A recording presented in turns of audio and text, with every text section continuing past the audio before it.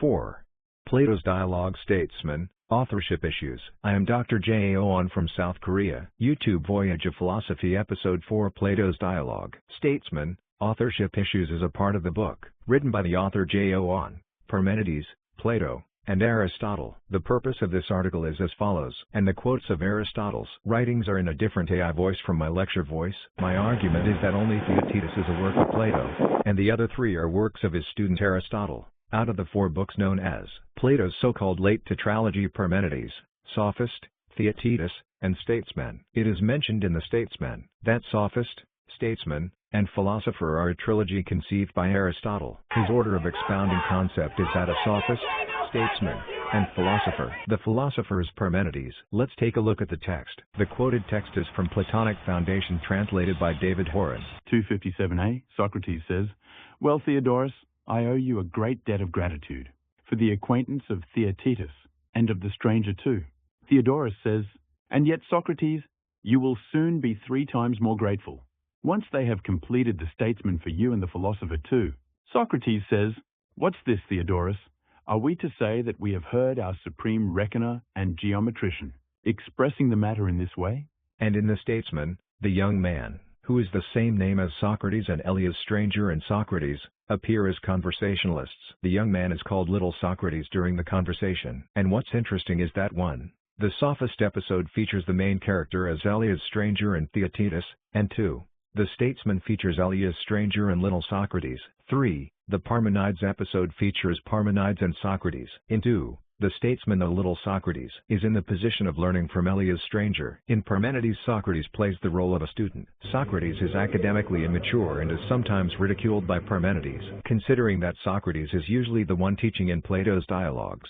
Socrates' status as an ignorant and ridiculed person implies a devaluation of Platonism. This is something that is difficult to imagine in Plato's dialogues, and in Parmenides, Plato's theory of ideas is completely destroyed. Therefore, it can be assumed that the order of writing was 1. Sophist 2, Statesman 3, Parmenides. Part of the evidence for this is the passage in the text that says, "It is natural to put a statesman after a sophist." 258b. In any case, these 3 works are inextricably linked.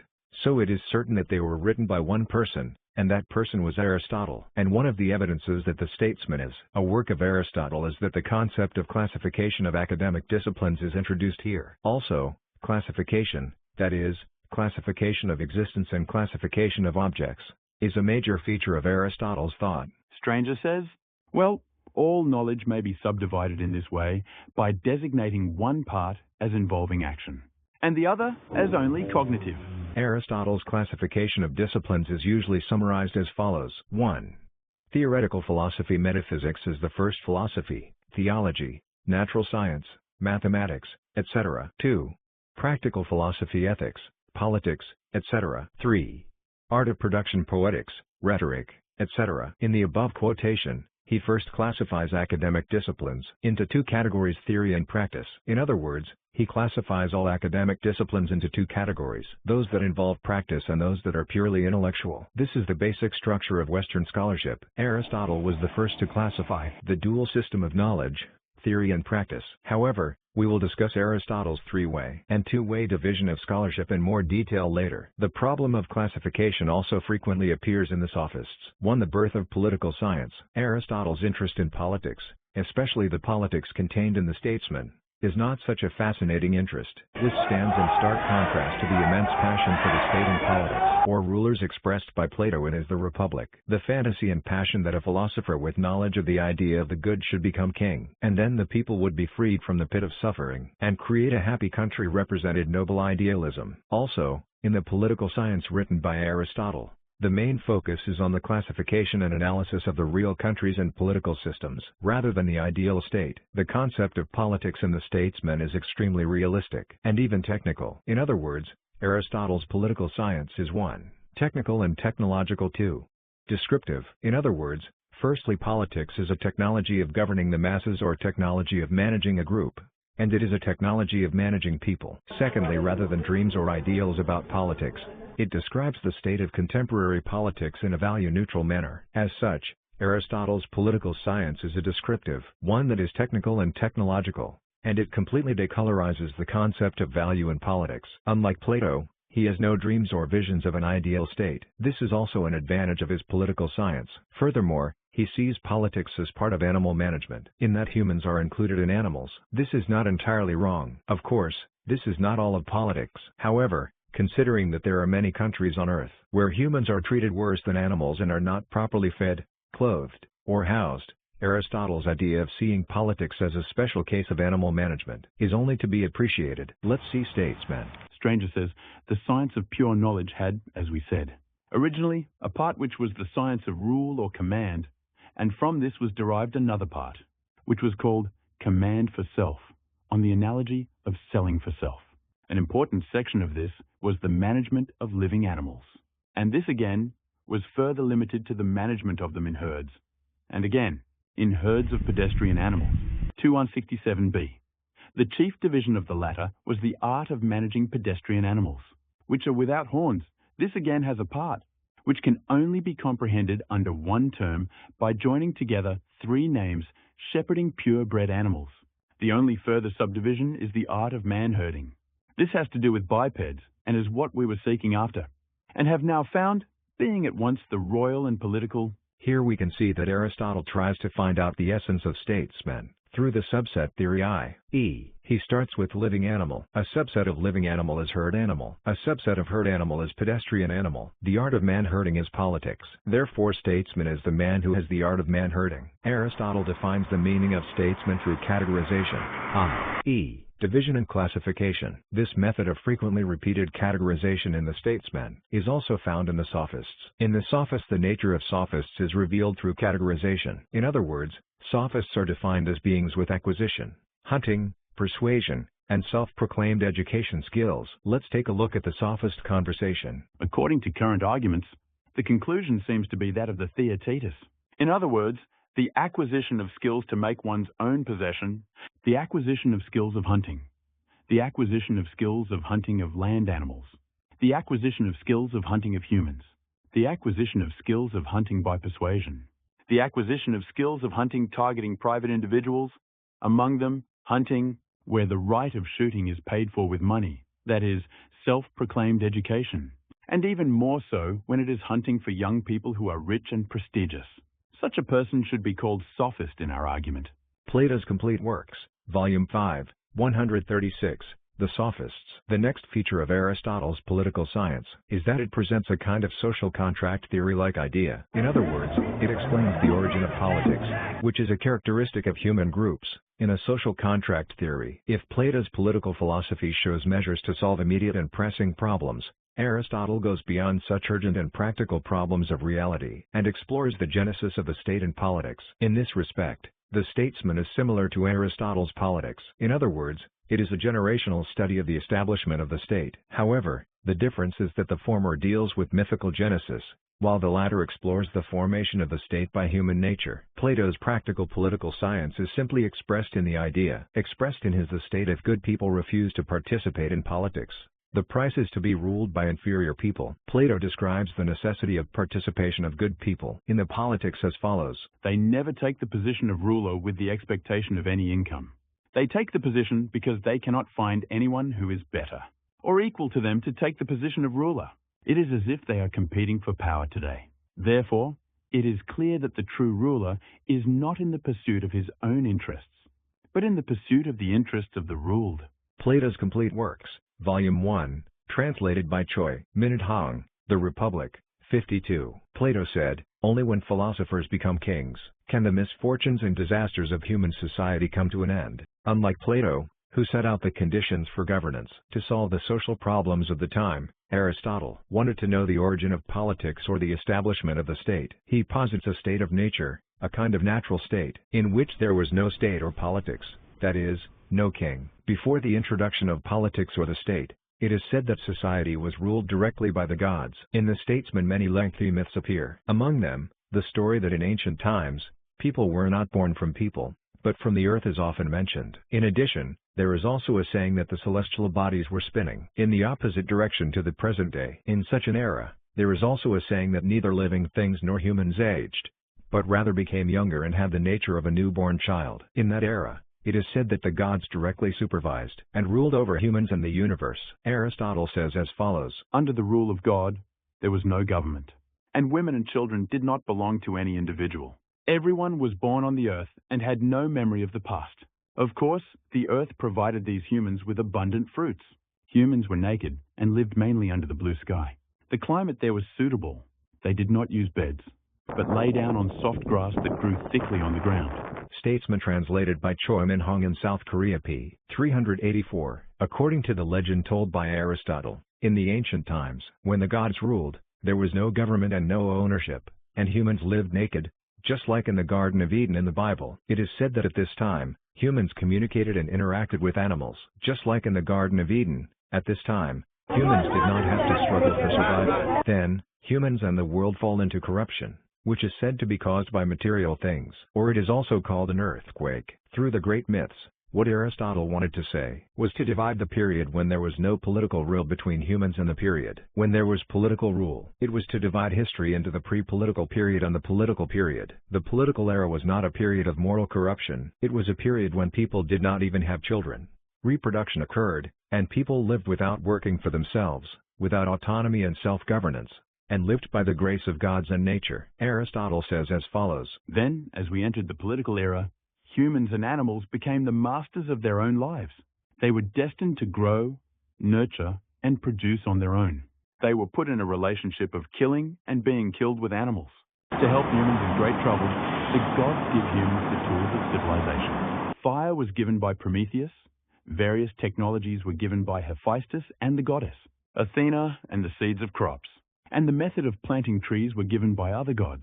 Statesman translated by Choi Min-hong in South Korea p. 386. And so everything that makes up life came into being. This is what I said earlier, and now, as the various gods have turned their attention away from humans, humans are finding their own path, becoming their own masters, and changing with the changes in the world, sometimes in that way. That should be enough for the story. I think it may be useful to clarify the errors we made when we discussed rulers and statesmen in the previous discussion. Statesman p. 387. The above quote has many implications. As mentioned earlier, it refers to the process of moving from a natural state to a social or political state, and also to the duties of rulers or politicians. In addition, such a process includes human autonomy and freedom, and the meaning of ownership and family appears. In addition, there is an idea that the role of a politician or king is to replace the gods in some ways. In other words, the first ruler is a god, and later humans will inherit it. Therefore, the ruler is given the role of ruling the people on behalf of the gods. And this idea is also consistent with the definition of politics,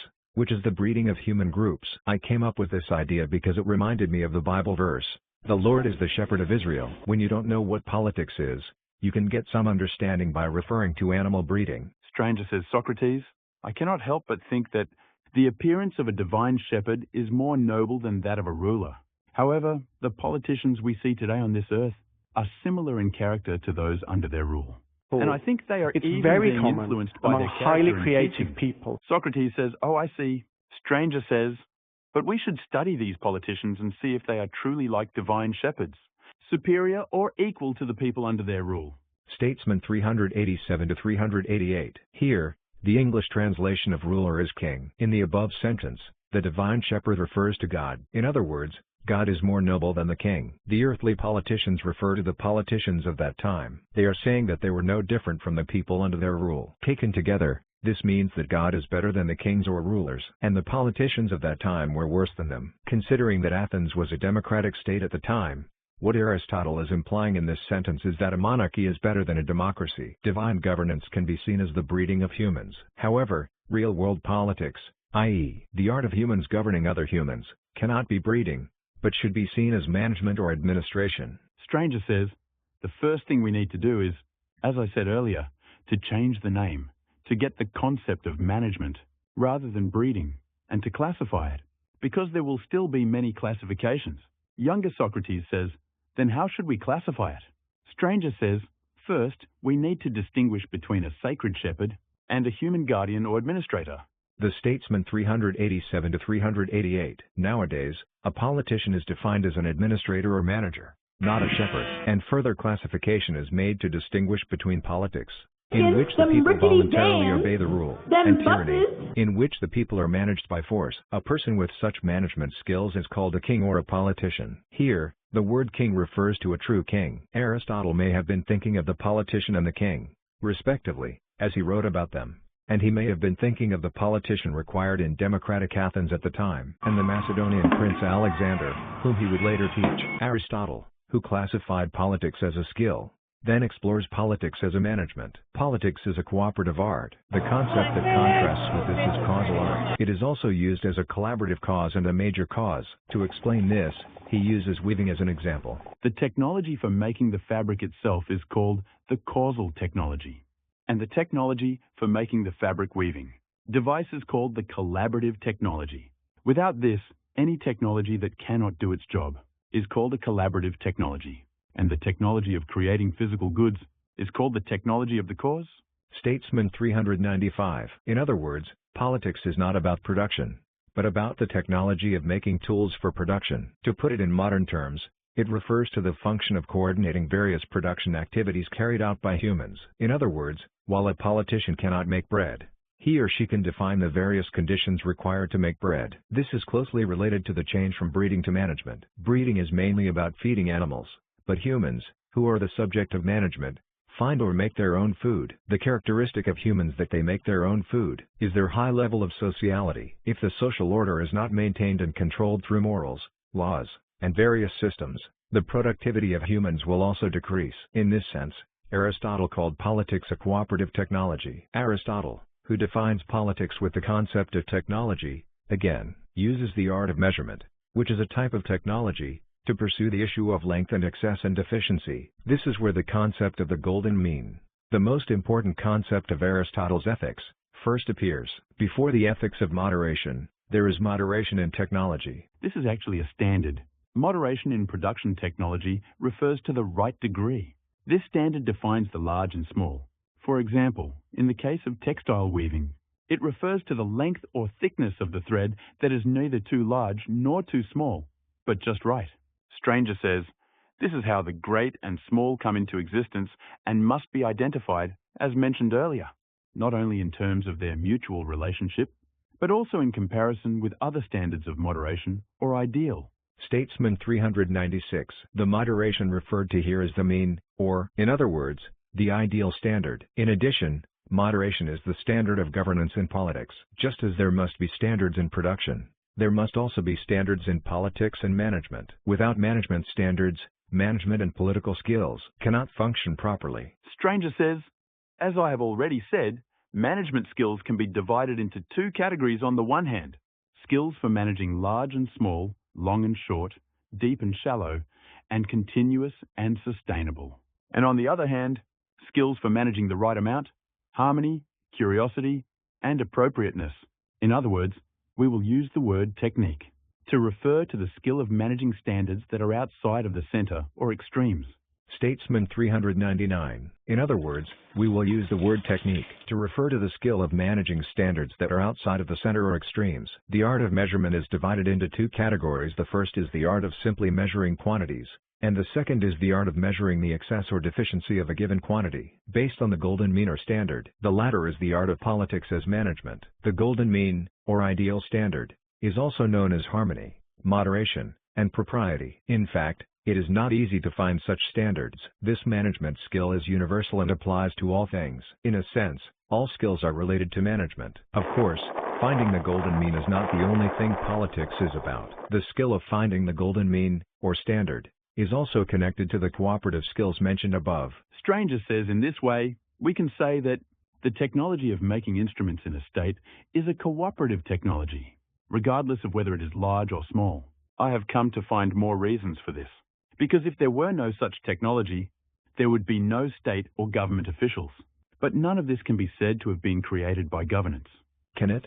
Statesman 402. The above quote refers to the skills required for politics, administration, and management, which are nothing but the skills to create institutions in the state. These skills are the various systems, administrative organizations, and defense institutions of the state, as well as the various laws and regulations required for them. Without these state institutions, there would be no state or politicians. 2. Analysis of political systems and forms. Aristotle distinguishes three major forms of government based on the political forms of his time. In other words, it is monarchy and minority politics and commoner politics. This is usually referred to as a monarchy, aristocracy, and democracy. And monarchy is divided into a good monarchy, royalty, and a tyrannical monarchy, tyranny, and minority politics is divided into aristocracy and oligarchy. Commoner politics has no distinction between good and evil. Therefore, in the Statesman, a total of 5 forms of government are distinguished. As mentioned above, there is no distinction between good and evil. In the common people's politics,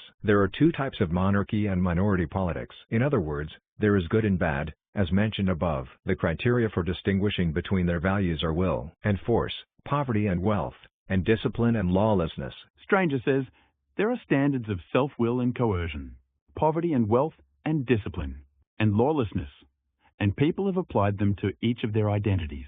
At first, the 2 were divided into 2, and the 2 were seen as being in the royal court, and 2 names were given to them.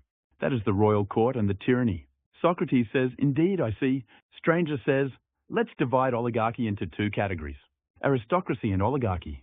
Statesman 407. There may be some confusion in this sentence. In other words, monarchy is divided into good monarchy and tyranny, and oligarchy is divided into aristocracy and oligarchy. The meaning is that one-man rule, i.e., monarchy, is divided into monarchy and tyranny, and minority rule is classified into aristocracy and oligarchy. Like his teacher Plato, Aristotle has no prejudice against democratic politics. He is value-neutral about all forms of politics. As the above quote shows, he also said that there are good and bad monarchies.